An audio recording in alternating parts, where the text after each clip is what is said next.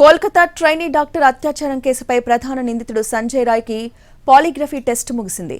సంజయ్ రాయ్ ఉన్న కోల్కతాలోని ప్రెసిడెన్సీ జైల్లోనే పాలిగ్రాఫ్ పరీక్షలు పూర్తి చేశారు అధికారులు. ఒక అధికారి గదిని తాత్కాలికంగా సౌండ్ ప్రూఫ్ గా చేసి మెజిస్ట్రేట్ సమక్షంలో సిబిఐ అధికారులు, ఫోరెన్సిక్ నిపుణులు పాలిగ్రాఫ్ పరీక్షలు నిర్వహించారు. దాదాపు 6 గంటల పాటు ఈ పరీక్ష సాగింది. ట్రైనీ డాక్టర్పై అత్యాచారానికి సంబంధించి పలు ప్రశ్నలు అడిగారు అధికారులు. ఆర్జికర్ కాలేజ్ మాజీ ప్రిన్సిపల్ సందీప్ ఘోష్ మరో ముగ్గురికి నిన్ననే పాలిగ్రాఫ్ పరీక్ష నిర్వహించారు. తాజాగా సంజయ్ రాయ్కి పాలిగ్రాఫ్ పరీక్ష పూర్తయింది. దీంతో మొత్తం 4కి పరీక్ష పూర్తయింది. మరో 2కి పాలిగ్రాఫ్ పరీక్ష నిర్వహించాల్సింది.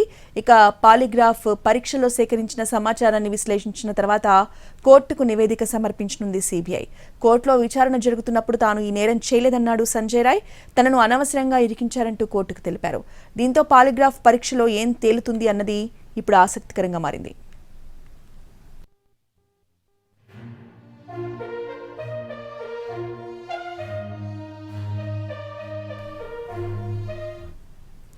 పాలిగ్రాఫ్ టెస్టుకు ముందు సంజయ్ రాయ్ కన్నీళ్లు పెట్టుకున్నట్టు తెలుస్తోంది.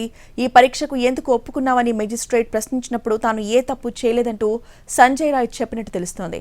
తనను ఇరికించారని, పాలిగ్రాఫ్ పరీక్షలోనైనా తాను నిర్దోషినని తేలుతుందని భావిస్తున్నట్టుగా తెలిపాడు. సంజయ్ రాయ్కి సిబిఐతో పాటు ఫోరెన్సిక్ నిపుణుల బృందం పాలిగ్రాఫ్ టెస్ట్ నిర్వహించింది.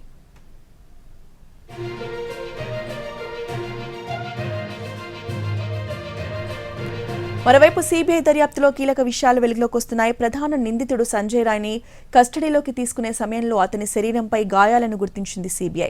కుడి, ఎడమ మోచేయితో పాటు తుంటిపై గాయాలున్నట్టుగా గుర్తించారు అధికారులు. బాధితురాలు తీవ్రంగా ప్రతిఘటించడం వల్ల నిందితుడికి గాయాలైనట్టుగా సిబిఐ భావిస్తోంది. గాయాలపై ప్రశ్నించినప్పుడు సంజయ్ రాయ్ సమాధానం చెప్పినట్టు తెలుస్తోంది.